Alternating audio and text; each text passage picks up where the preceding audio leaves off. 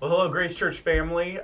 Normally we'd be recording Weekend Debrief, but Right. unfortunately we're needing to record about some other matters. A little bit more than a debrief this A week. little more than debrief. Yeah. So we first want to thank you for your flexibility this last weekend as we were making changes based on last minute information that we Right. were being fed as information was being rolled out and changing. And I appreciate each of you and your patience with us, your grace Yeah, towards definitely. us and each other as we had to make those last minute changes. And overall, we had a wonderful weekend of worship, Yeah. both in person and online. Right. And that went really well and was really encouraging to me. It was, yeah. So we had total between the two services in person, probably right around 100 people came. And we'll talk a little bit more about that. Right. But we also had almost in between the two services live streaming close to 100 family units, and so I mean that was really good. Yeah. Really good connection then. And it was neat to be able to see that people were commenting and just Yeah. being able to connect that way. But And I got sent pictures of whole families sitting around their TV Right. with the live stream on. Yeah.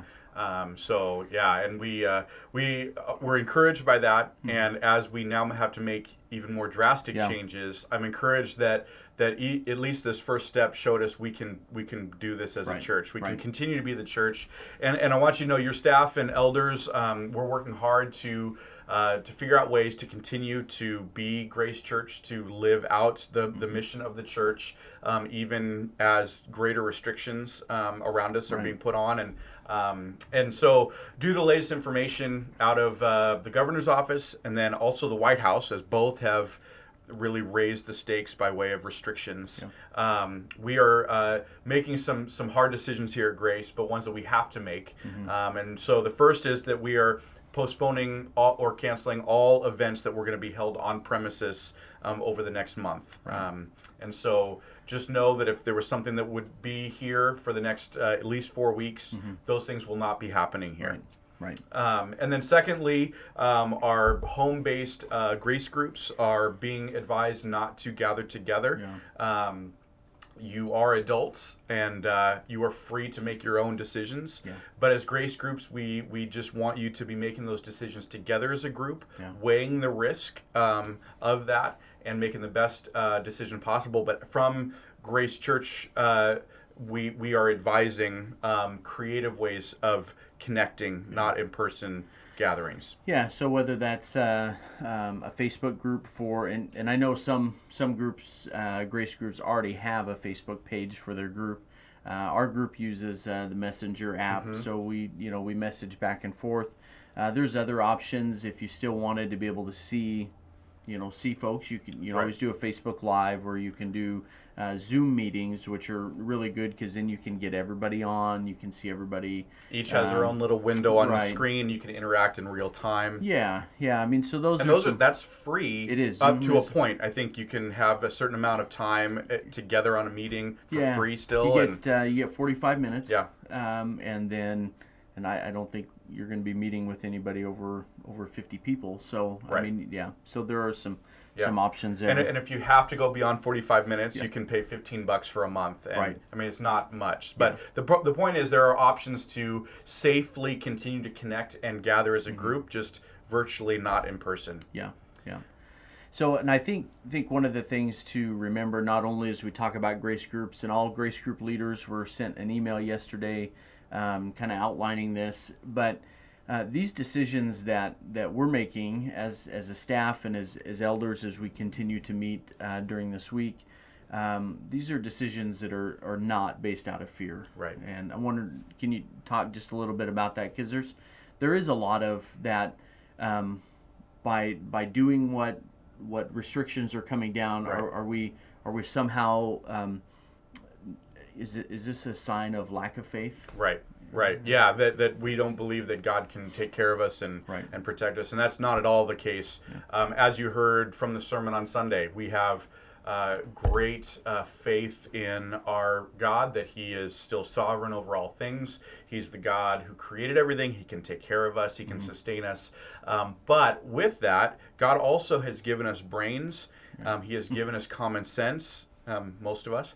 He has given us those things for our own good to and for the good of others. Yeah. And then he tells us, even though he is sovereign over all things, he tells us to do certain things and make choices that practice wisdom. And one of those is a respect for governing authorities. Romans 13, we saw it in 1 Peter, right, over and over, that we are to respect and follow the guidance of our governing. That's their job for the flourishing and the good of the people, to advise us and to guide us, and at times to make laws. And so we want to respect that. Right. We're also told in 1 Timothy to pray for our leaders, right, and to respect them, to pray for them. So whether or not you agree with what the White House is saying or what the governor's office is saying doesn't really matter. Our job is to respect that. And so as a church, we want to respect the governing authorities and the safeguards they're putting into place to halt this right. virus. Yeah. Secondly, we're called to, second greatest commandment is to love your neighbor as yourself. So that means no matter who you are interacting with, we are to put them above ourselves and to treat them in the same way we would want to be treated. And with the spread of this virus, we have to understand that it's not just making decisions for my own health and safety. Everything I do has a ripple effect and will affect those around me. So I could transmit it to someone else. That person may not know it, and transmit it to someone else who transmits it to someone in a vulnerable population. Right. And it started with me. And how would I want people to be prioritizing my safety? Yeah. That's how I should be thinking about prioritizing their safety. So when it's like, it's fine, we can meet together as a group, or it's fine, we shouldn't be canceling, these things, or what, we're going to talk a little bit about what we're doing with our weekend services.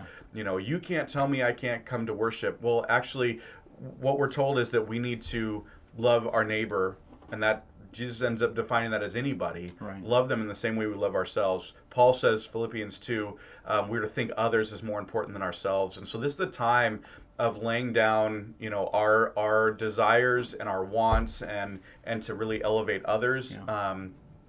Understanding that every choice we make, every interaction we have with the way this thing spreads has consequences. Right.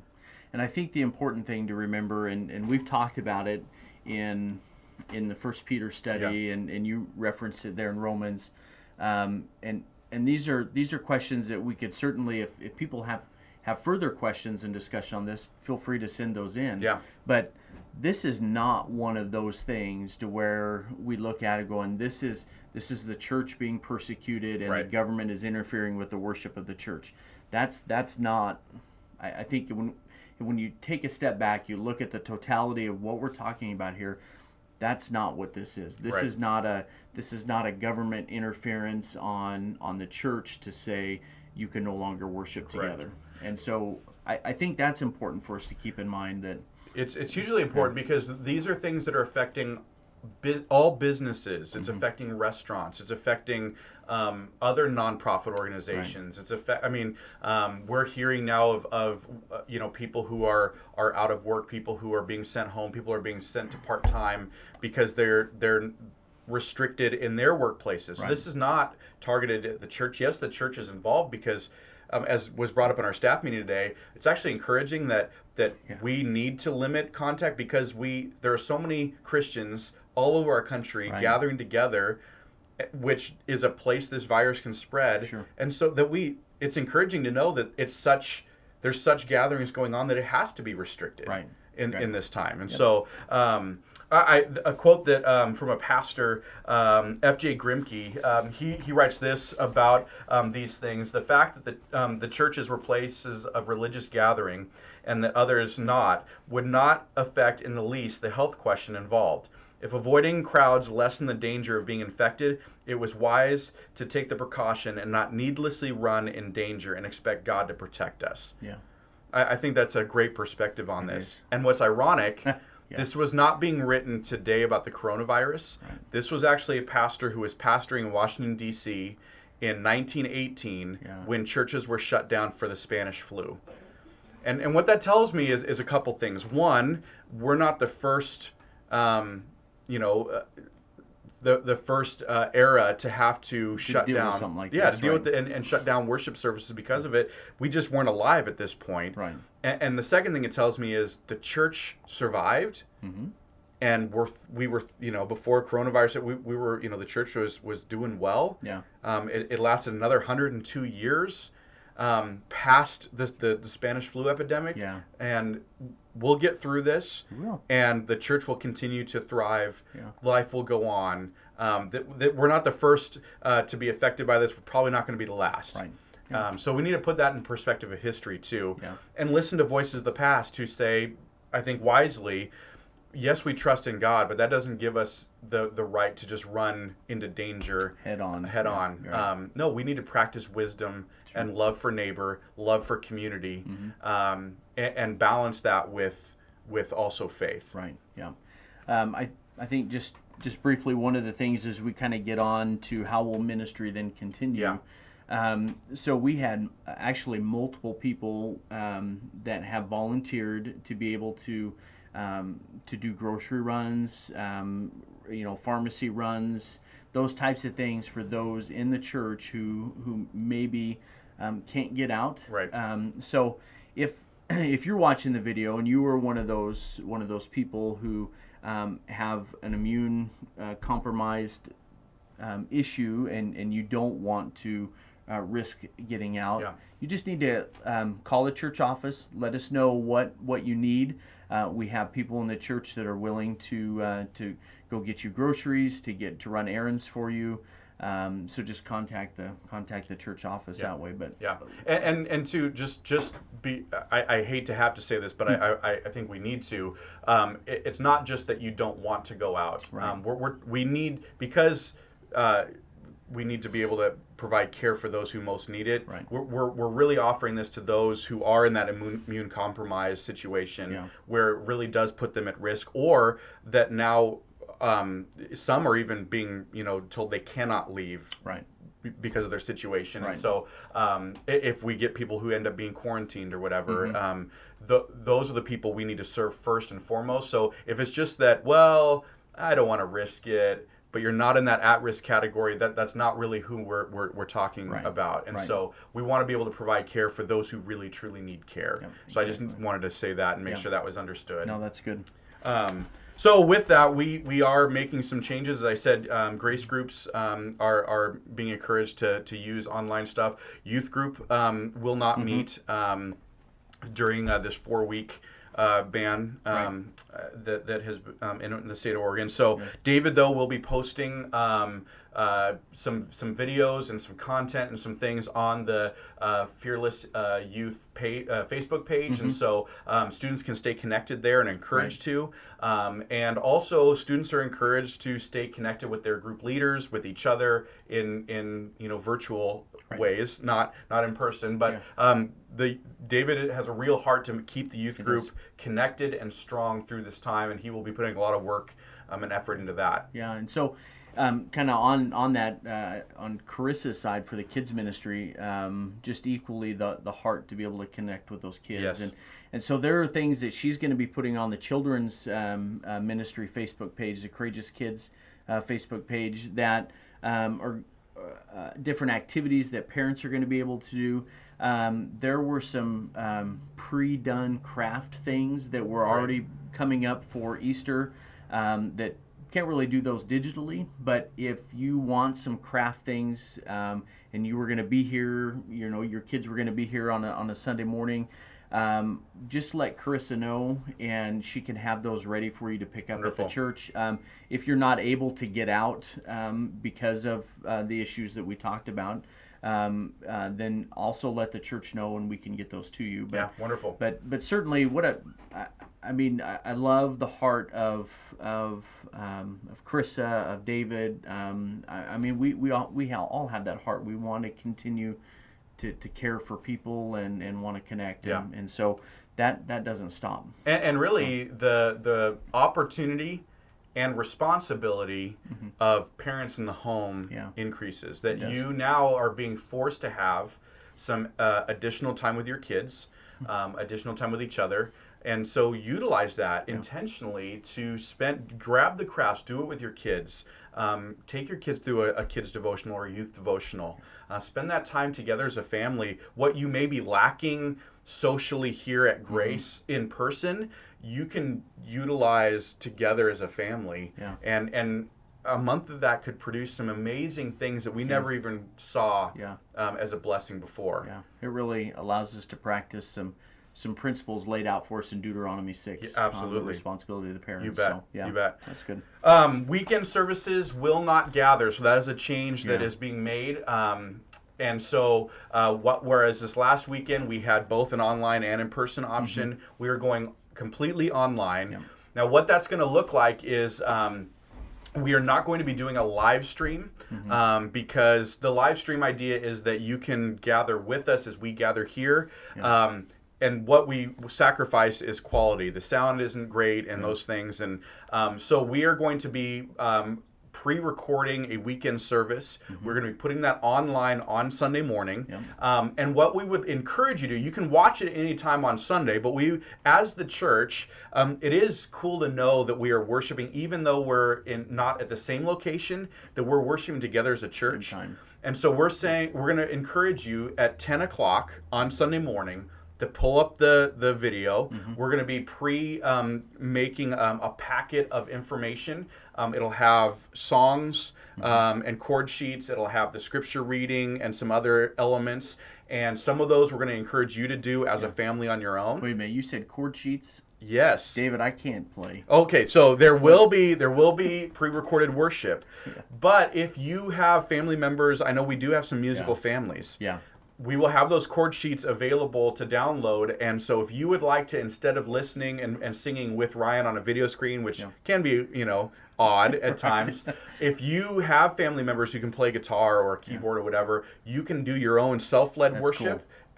Elements. So we're trying to make it flexible, but what we would like is for everyone to be doing that at 10 o'clock if possible, so that we're as a church gathering together. We also, if you lack communion supplies, we have those pre-wrapped communion elements, and we're going to make those available through our church office. You can come and pick them up for your family so that you can take communion, again, with the whole church together, but in your family units. As that's one of the aspects of worship, the sacraments that we don't want to lose. So those are all elements we're putting online and giving you tools to continue to worship and gather, listen to scripture, and we'll have the sermon online and all of those things too. So it brings up the question, this time of year, with the 4 weeks from today, that 4 weeks lands after Easter. And so again, we're in an unprecedented time. I can't remember the last time I ever was in this position as a follower of Christ where it wasn't an option. And I grew up in church. My dad was a youth pastor. I don't think I've ever missed an Easter Sunday church service. Yeah. So what does that look like for us? And and how? Yeah. I mean, I know that somebody watching this is like, just lost for words. Like, this is really going to happen. Well, it stunned me when I realized, when I started counting the weeks, and there it is. It falls right after Easter. And that's just, we don't even know if it'll continue beyond that. But we know for sure now we cannot gather until after Easter. And so it means that we need to be creative.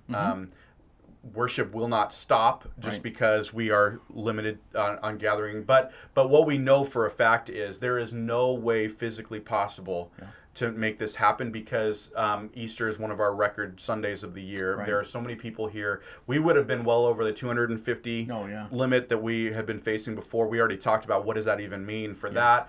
And so we will be doing an online Good Friday service. We're talking through ideas for that, an online Easter service.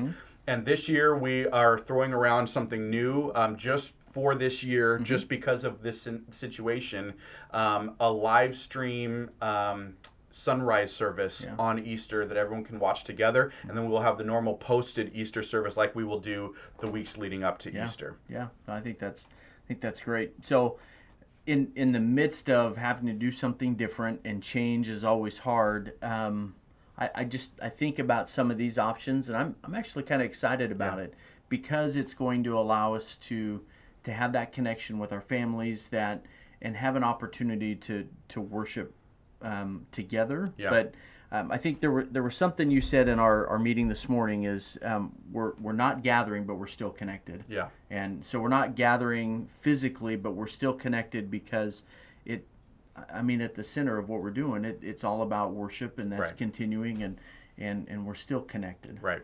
Well, so you think through our 5 values as a church that we regularly talk about. We're going to continue to worship together. Yep. We can't do it in person, but we will continue to connect through virtual means, Yeah. and in as many ways as possible. Serve. We have those who have volunteered to help serve. You can serve your family, and really, in a way, by not gathering, you're serving Right. this community by not accidentally spreading the virus. So we're serving. We continue to grow spiritually, and I think maybe grow in new ways, Right. because this is going to force us not to just rely on a church worship service or Yes. things to grow Yes. spiritually and to feed us spiritually. And then the reproduce piece, that's really difficult in these times of where we're not gathering, where Right. we can't go out and spend time necessarily with our neighbors and that Yeah. kind of thing. But what I would say is, we have an incredible opportunity in a time of panic and uncertainty Yeah. to be voices of calm, of peace, of confidence, Yeah. because of who we trust, Right. and how we go about talking about the government, talking about our leaders, how we pray for our leaders, how we talk about the restrictions that are being put on, how we compose ourselves in the view of others. That's all ways of proclaiming what we believe about Jesus and the difference the gospel has made in our hearts. Right. As the world sees and is watching, our community is watching people freak out and panic and grumble and complain and get angry. If we are those who are calm, filled with peace and joy and confidence and love and grace, that we can still reproduce. Absolutely. And so every Christian, if you are a follower of Christ, if you're a member or attender of Grace Church, I would implore you, watch your words, watch what you're posting online, proclaim the goodness of Jesus and the difference the gospel has made in your heart through not just what you say, but how you say it. Right.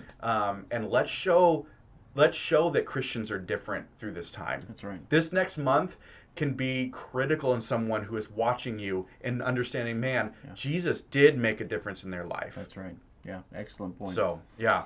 Again, we will continue to post updates to the COVID-19 update page on our website. We will continue to post things on Facebook.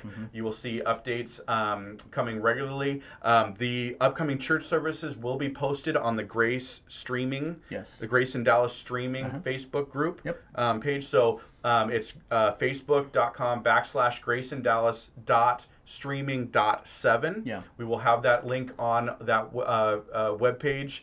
So that's where the services will be posted each week, along with the chord sheets and Right. readings All and that. everything for you to be able to have some flexibility to do some of those aspects with your family. And so continue to get information that way, and please continue to pray for us as leaders. We have a meeting with our elders tomorrow night as we continue to talk through how to best lead our church and continue to do these things as a church, and looking forward this next month and even beyond, and some of those things. And so please be praying for wisdom for us, and pray for each other, and especially for those who are being affected in great ways by this. Yeah, definitely. So, All right. Well, we will have updates continue to be posted throughout the week, and so stay tuned. All right.